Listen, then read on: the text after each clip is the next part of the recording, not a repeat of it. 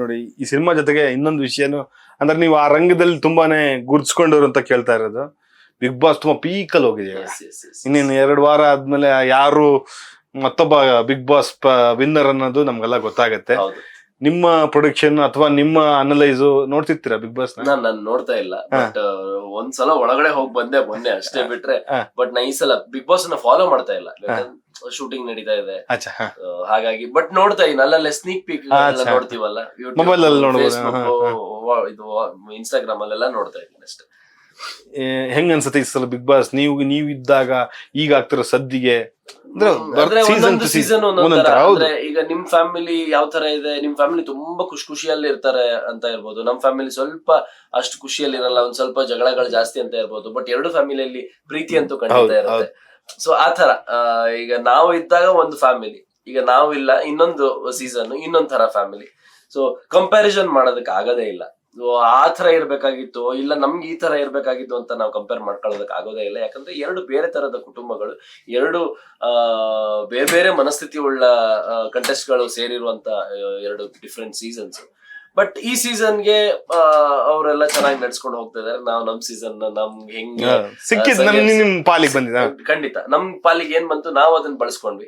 ಅವ್ರ ಪಾಲಿಗೆ ಏನ್ ಬಂದಿದೆ ಅವ್ರ ಅದನ್ನ ಅವ್ರಿಗೆ ತಕ್ಕಂಗೆ ಅವ್ರಿಗೆ ಗೊತ್ತಿರೋ ಹಂಗ ಅವ್ರು ಬೆಳೆಸ್ಕೊಳ್ತಾ ಇದಾರೆ ಅಷ್ಟೇ. ಅಲ್ಲಿ ಇಲ್ಲಿ ನೋಡ್ತಿದ್ದೆ, ಸ್ವಲ್ಪ ಫಾಲೋ ಅಪ್ ಮಾಡ್ತಿರ್ತಿರಲ್ಲ, ಯಾರು ನಿಮ್ಗೆ ಎದ್ದು ಕಾಣ್ತಿದವ್ರೆ, ಏನ್ ಕತೆ?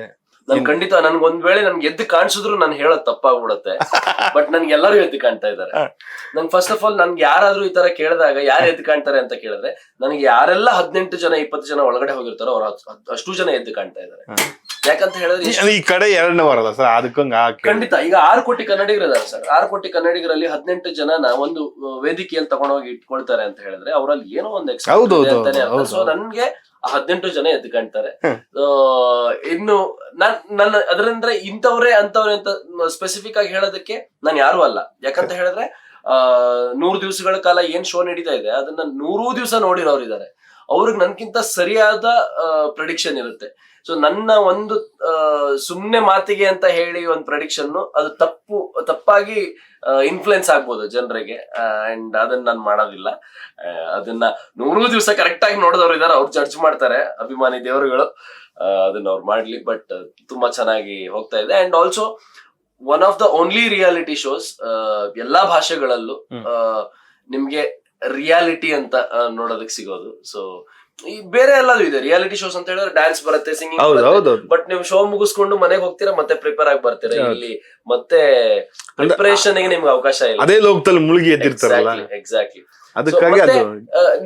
ನಿಮ್ಮ ವ್ಯಕ್ತಿತ್ವನ ತೋರಿಸುವಂತ ಒಂದೇ ಒಂದು ಶೋ ಬಿಗ್ ಬಾಸ್. ಸೊ ಅದನ್ನ ಕರೆಕ್ಟ್ ಆಗಿ ಯಾರೆಲ್ಲ ಹೋಗಿದಾರೆ ಬಳಸ್ಕೊಂಡ್ ಬರ್ಲಿ, ಅದರಿಂದ ಎಲ್ಲರಿಗೂ ಒಳ್ಳೇದಾಗ್ಲಿ.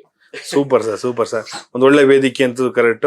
ಈಗ ಶೈನ್ ಶೆಟ್ಟಿ ಅವ್ರು ಅದೇ ವೇದಿಕೆಯಿಂದ ಬಂದವರಲ್ವಾ, ಅವ್ರನ್ನ ಗೆಲ್ಸ್ತವ್ರಲ್ವಾ, ಅಂದ್ರೆ ಅವ್ರು ನೋಡ್ತಿರೋರ್ಗೆ, ಅಥವಾ ನಾನು ಹೇಳ್ತಾ ಇರೋದು ಏನ್ ಹೇಳಕ್ ಅಂದ್ರೆ, ಯಾವ ಸಿನಿಮಾದಿಂದ ಮತ್ತೆ ನೀವು ಅನ್ಸೋದಕ್ಕೆ ರೆಡಿ ಆಗ್ತಿದ್ರಿ ಜಸ್ಟ್ ಮ್ಯಾರೇಜ್ ಜೊತೆ? ಅಂದ್ರೆ ನಿಮ್ ನೆಕ್ಸ್ಟ್ ಸಿನಿಮಾಗಳು ಸಿನಿಮಾಗಳು ಏನೇನು ನಿಮ್ಮ ನಿರೀಕ್ಷೆ ಮಾಡ್ಬೋದಪ್ಪ ನಾವು? ಬಿಗ್ ಬಾಸ್ ವಿನ್ನರ್ ಅಲ್ಲ, ನನಗೆ ಖಂಡಿತವಾಗ್ಲೂ ಇನ್ನು ಅಂದ್ರೆ ಮಾತುಕತೆಯಲ್ಲಿ ಇದೆ. ಬಟ್ ಯಾವ್ದು ಇನ್ನು ಅಧಿಕೃತವಾಗಿ ಚಿತ್ರತಂಡ ಹೇಳಿದ್ರೇನೆ ಚಂದ. ಈಗ ನಾವು ಊಟಕ್ಕಿಂತ ಒಂದ್ 5-6 ಮಾತುಕತೆ ಆಗಿದೆಯಾ? ಇಲ್ಲ ಸರ್, ಒಂದ್ 3 ಮಾತುಕತೆ ಆಗಿದೆ. ಮತ್ತೆ ನೋಡಿ ಮಾತುಕತೆ ಅಂದ್ರೆ ಮಾತುಕತೆ ತುಂಬಾ ಆಗಿದೆ ಸರ್, 100 ಮಾತುಕತೆ ಆಗಿದೆ. ಬಟ್ 3 ಮಾತುಕತೆ ಮೇಲೆ ನನಗೆ ನಂಬಿಕೆ ಇದೆ. Super super. ಸೊ ಹಂಗೆ ಬಟ್ ಅದೇ ಸರ್, ಅಂದ್ರೆ ಸಿನಿಮಾ ಅಂದ್ರೆ ಹಂಗೆ, ನಾವು ಎಷ್ಟೋ ಮಾತಾಡ್ತೀವಿ, ಬಟ್ ಮಾತಾಡಿದಲ್ಲಿ ಆಗಲ್ಲ, ಎಲ್ಲದೂ ಆಗಲ್ಲ. ಸೊ ಹಾಗಾಗಿ ಇವತ್ತಿಗೆ ಏನ್ ನಿರ್ಧಾರ ಮಾಡ್ಬಿಟ್ಟಿದೀನಿ ಅಂದ್ರೆ, ಚಿತ್ರತಂಡ ಇವ್ರನ್ನ ಹಾಕೊಂಡ್ ಸಿನಿಮಾ ಮಾಡ್ತಾ ಇದೀವಪ್ಪ ಅಂತ ಹೇಳಂಗಿಲ್ಲ. ಅಲ್ಲಿ ತನಕ ನಾವು ಮಾಡ್ತಾ ಇದೀವಿ ಮಾಡೋಣ. ಅದೇ ನಿರೀಕ್ಷೆ ಸರ್. ಒಳ್ಳೊಳ್ಳೆ ಸಿನಿಮಾ ಮಾಡ್ತಾ ಇರ್ರಿ ಅನ್ನೋದು ಜನರ ಕೋರಿಕೆ. ಒಳ್ಳೇದಾಗ್ಲಿ ನಿಮ್ಗೆ. ಒಳ್ಳೊಳ್ಳೆ ಸಿನಿಮಾಗಳು ಮಾಡಿ ಕನ್ನಡರು ಕಾಪಾಡ್ತಾರೆ. ಖಂಡಿತ sir, thank you so much. Thank you. ನಿಮ್ಮ ಕ್ಯಾರವ್ಯಾನ್ಗೆ ಹೇಳ್ದೆ ಬಿಟ್ಕೊಂಡಿದ್ದಕ್ಕೆ ಥ್ಯಾಂಕ್ ಯು. ನಮ್ಮ ಕ್ಯಾರವ್ಯಾನ್ಗೆ ಹೇಳ್ದೆ ಕೇಳದೆ ನೀವ್ ಯಾವಾಗ್ಲೂ ಬರ್ಬೋದು. Thank you. ಜಸ್ಟ್ ನೀವು ಫಸ್ಟ್ ಬನ್ನಿ, ಯಾಕಂದ್ರೆ ಬಟ್ಟೆ ಗಿಟ್ಟೆ ಹಾಕೊಂಡಿಲ್ಲ ಗೊತ್ತಾಗತ್ತಲ್ಲ. ಅದಕ್ಕೆ ಇದಿರ ಸರ್ ಅಂತ ಕೇಳ್ಕೊಂಡ್ ಸರ್. ಈಗ ಅಂದ್ರೆ ನಾನು ಬರ್ಬೇಕಾದ್ರೆ ಅನ್ಕೊಂಡ್ ಬಂದೆ ಇದನ್ನ ಕೇಳ್ಬೇಕು ಅಂತ. ಜಸ್ಟ್ ಮ್ಯಾರಿಡ್, ಮುಂದೇನಾಗಲ್ವಾ? ಅದು ಸಿನಿಮಾ ಬಂದ್ರೆ ಗೊತ್ತಾಗತ್ತಲ್ಲ.